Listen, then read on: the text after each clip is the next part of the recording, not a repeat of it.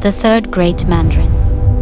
His earthly incarnation began when a young woman named Gui was attacked in the river by a massive water monster. The monster coiled around her.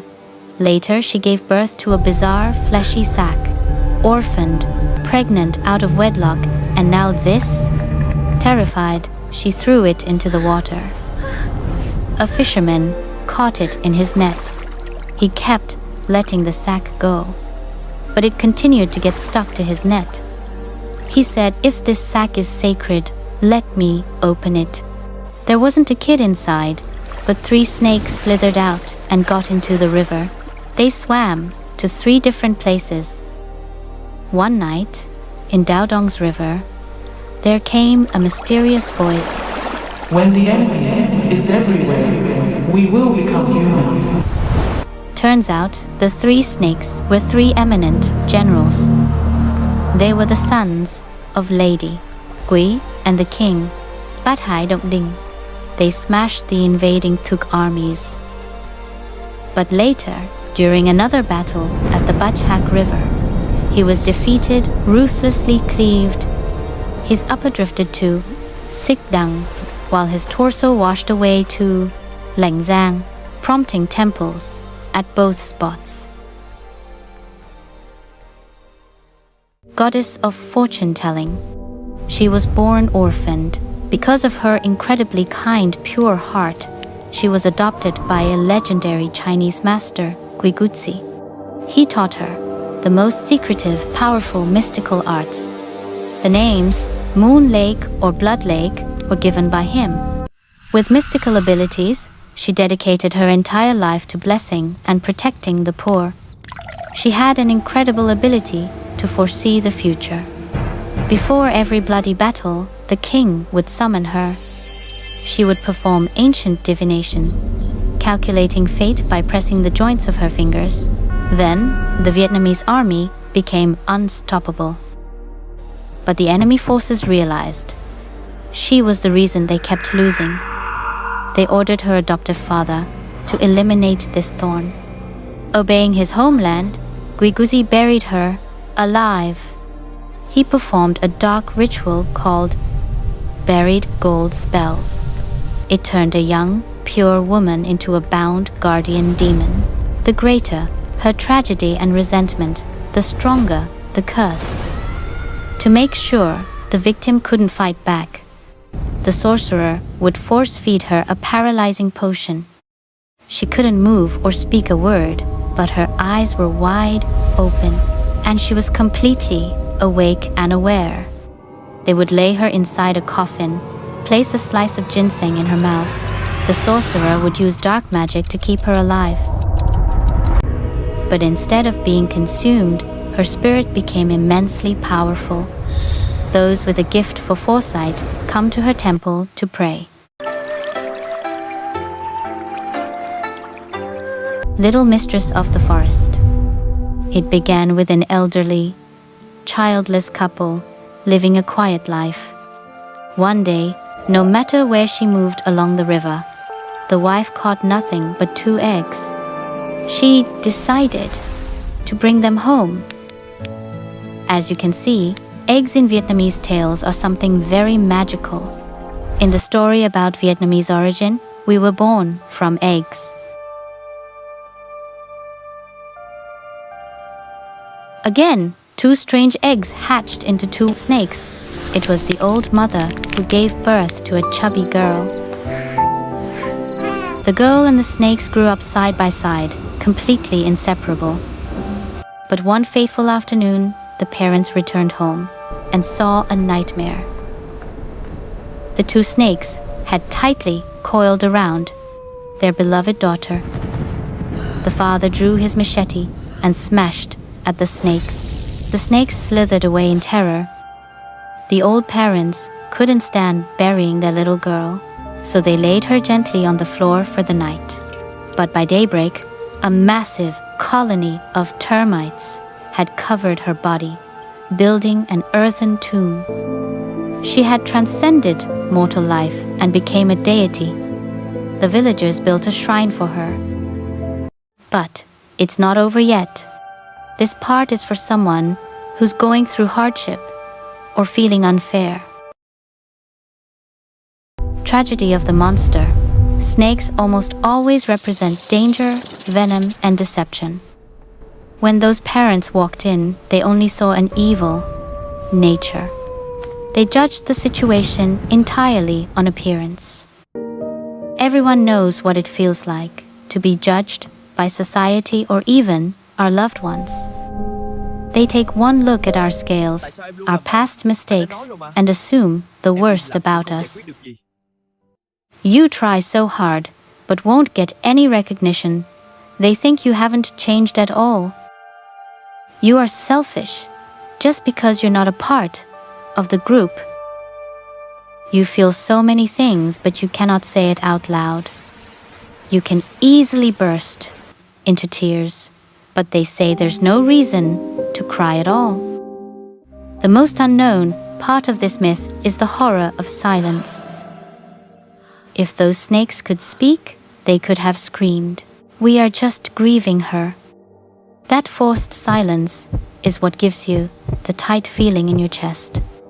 If someone has already decided who you are, nothing you say matters.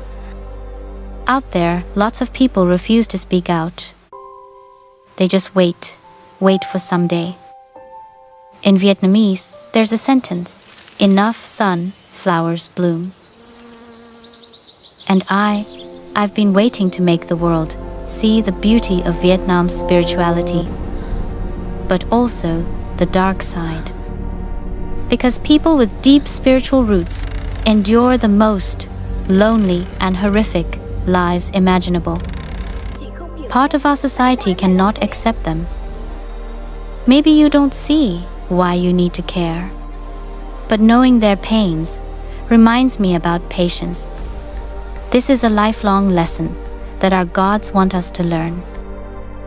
I believe patience is one of the toughest lessons, because we always doubt and want success overnight. I hope you can feel something resonate with this strange, small, but resilient folk worship, because it was kept and honored throughout thousands of years. Until now, people still look at it as a superstition. But somewhere out there, lots of lonely souls are still waiting, learning in the dark. They were taught by the spirit world. This is the very core of our rooted religion. It is built with both of outcasts and powers. Look at the lineup of the altar.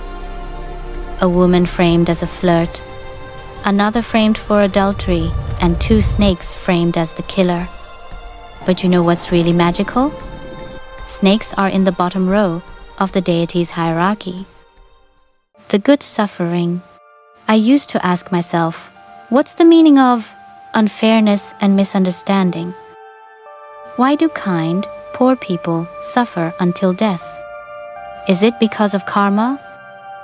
I tried to explain, but I couldn't find the answers for all the questions. I have come to the stage of acceptance. That the gods and the Buddha don't change anyone's karma. We have to pay debts for the spirit world by ourselves. And everyone has their own role to contribute to society. In Vietnam, with a beautiful blending of religion, we learn that suffering is the path for the practitioner, the chosen. The poor suffer, but they keep their dignity and kindness. Life is dark, but we are becoming the light. What do you think about the term, the chosen? To me, it's someone who has come through hardships and pressure to level up their soul. It's not a term to brag about or a way to think of yourself as special. But somehow you are going through lots of hard times. And if you feel the pressure right now, that sensation of being held back, that is what the goddess of fortune telling was feeling in the coffin. But even worse, it is the universe carving out a space inside you to hold immense power. Some Vietnamese people are pushed through mental illnesses, but once they pass through, they see everything.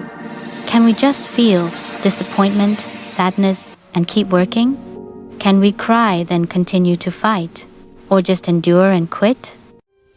I see people who just mourn, keep throwing shit at life, then do nothing. If the goddess was focusing on her pain, her resentment, would she have immense power? The universe is fair in a brutal way. You won't be happy just because you're suffering. You see everything because you keep going through uncertainty. Even if you try, you fail. Even if you work hard, others chill, you're still lacking money while others live in abundance. And even the bad are not punished yet. The bad's freedom. In the story about the third great Mandarin, we never know who was the executioner, and we never know if evil was ever punished. Does karma really exist? Is cause and effect really real? Are past lives just a lie to make people act nicely? We care about those things because we want to see that fairness still exists. But again, we never know when bad people were punished. What if they've already paid for their karmas in different ways? I just know one thing. If we keep waiting for others' punishments, we will lose our belief and the light within ourselves. Dark, light, yin, yang, evil, good. I've learned to accept it as a natural law. It's not just about ignoring, it's like giving our energy to something worthy.